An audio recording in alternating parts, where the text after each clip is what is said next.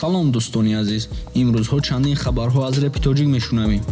албатта ҳайратовар аст дар бораи баромадани нави геймси аз Респро ва Шахер аз Авлод Медиа. фикр мекунем ки ба қадри кофӣ ин хабарҳоро шумо шунидаед. вале имрӯз сухан дар бораи Барон ва Шон МС ё Шон МС ва мухлисонаш меравад.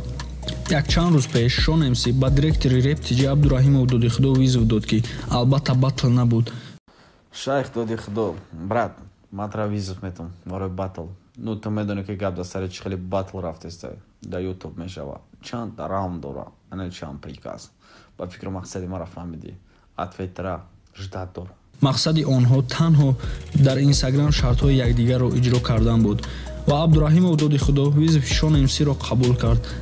Шон брат, визоват қабул.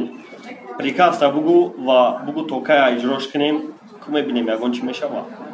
Батлит визоваш қабулай. аввалин шарти Шон МС ин буд бигузор Додихудо чанд нафар коргаре дошта бошад онҳоро як рӯз ҷавоб диҳад. Визови яки ма братан, пага ҳамаи коргарота ҷавоб де. Сели ден қада тоқа дар ҷои кор биши, тоқа кор ку ва 5 бор ман мегӯмад кадом соато баъд прямо эфир сарте ки мо бинем тоқаи сарк братан.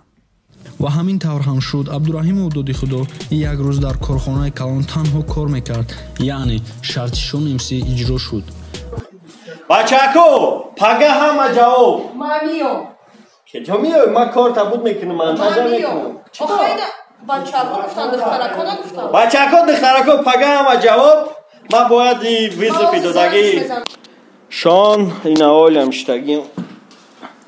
Дишаи пешим хабаргирӣ омада. Чо кади брат? Ина чам зарза. О, чаҷон. Ҳеч, яна. Инам ҷада.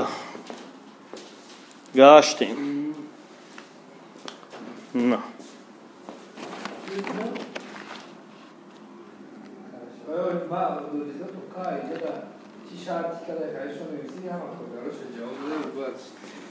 Ай, бекорӣ, кадукорӣ.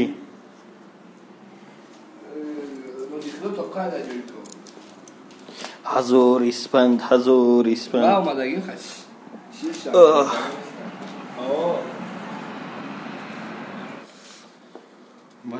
Шон, ина нигоҳ кун, соат 7:41.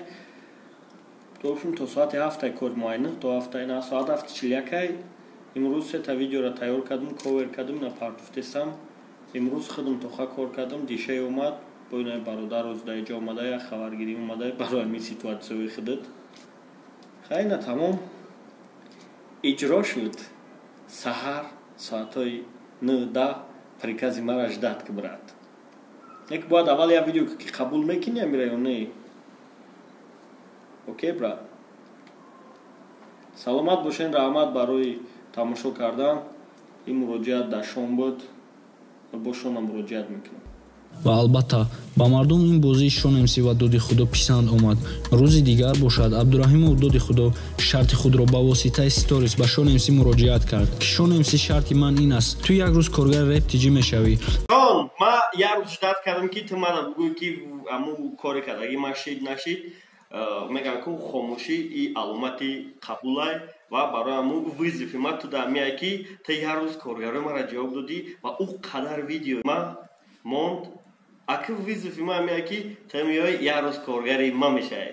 Марҳамат, соати 1 мотра ждат дорем. начальникат Марио. Шон МС бо он қадар обру эътибор доштанаш дар байни мухлисонаш ин шартро рад накард. Албатта ки ба офиси реп Тиҷӣ омад ва гуфт ман омадам, имрӯз коргари шумо мешавам. Раис кеса? Не, мардак, имрӯза раиси ма. Тим хайр, начальники калони, спасибо.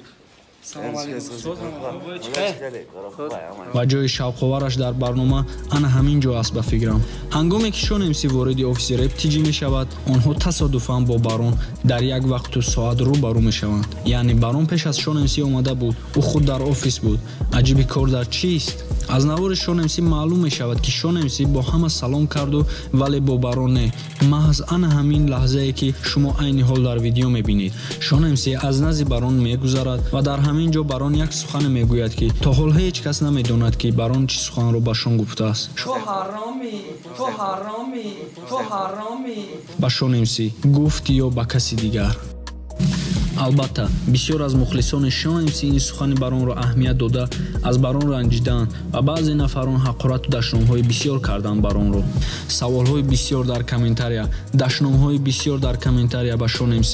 Мухлисони Шон МС баъзеашон розӣ нестанд ки Шон МС дар рептиҷӣ як рӯз кор кард, вале барои баъзеашон ин бозии Шон ва доди худо писанд омад. Нафароне мегӯянд Шон МС ту хато кардӣ, ба рептиҷӣ рафтӣ, вале боз нафароне мегӯянд ки Шон МС ту худои рептиҷӣ ҳастӣ. Чӣ тавр? Марҳамат, шумо худ бинед. Дар видеои Шон МС қариб ки ҳамагон як гапро менависанд ки барон Шон МС-ро дашном дод. Суханро каме дигар тараф мебарем ва боз сари масъалаи визви Шон МС ва доди худо мегузарем ки баъдан чӣ гап шуд. дар бораи хезе авлод якчанд вақт Лен Мастер пеш аз оне ки аз гурӯҳ мебарояд як репе мехонад ки қариб ба ҳамагон дахл мекунад ва албатта ин реп дар барон ҳам дахл дошт ва мегӯяд ки агар ба ман хайб лозим мебуд селфи мекардам қадди 16 сола, яъне ӯ Абдурозиқро дар назар дорад ва ҳамин тавр ҳам Лен Мастер аз гурӯҳ баромад барои он ки қариб танҳо ӯ дар хезе пешравӣ мекарду тамом. Аз ҳамин сабаб ӯ гуфт ба ман вазнин аст ки як гурӯҳи серодамро танҳо пеш бурданд ва хост ки танҳо пешравӣ кунад, яъне Лен Мастер аз гурӯҳи хезе авлод баромад.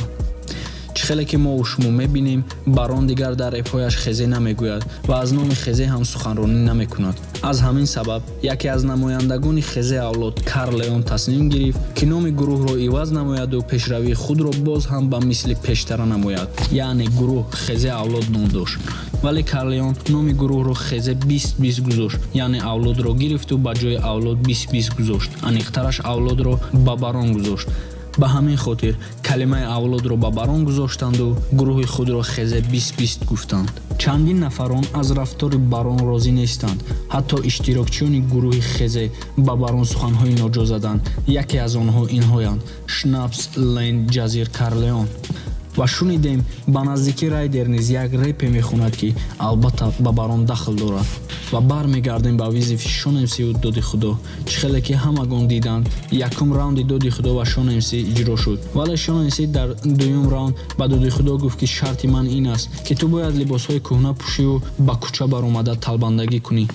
Шайх доди худо, прикази навбатии ма мехоҳам ки полни сари формаи прастои чуркиё ки дридагӣ пӯшӣ да падзем краю ягон ҷои сер одам бишини братан сум биталби реальни айрахгзаро 50 сомон бояд ҷамъ кунӣ, яъне ба миқдори 50 сомонӣ ҷамъоварӣ намоӣ. Лекин Абдураҳимов доди худо як ҳафта мешавад ки иҷрои шартро намекунад, яъне қайд мекунем ки доди худо мағлуби ин батл шуд.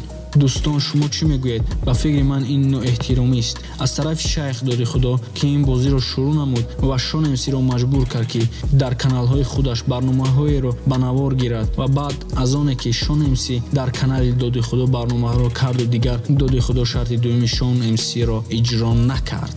биёед дӯстони азиз, 2 рӯзи дигар ба доди худо муҳлат медиҳем ки ин шартро иҷро намояд. агар иҷро накард, пас ҳамаамон дар инстаграми доди худо 221 сум менависем ки агар иҷрои шарти Шон МС-ро накунӣ, пас ана ҳамон наворе ки Шон МС барои канали ту сабт кардааст, ҳамаи онҳоро тоза кун, яъне ҳамаи видеои Шон МС-ро удалит кун. ба фикри ман ин ақида ба шумо писанд омад.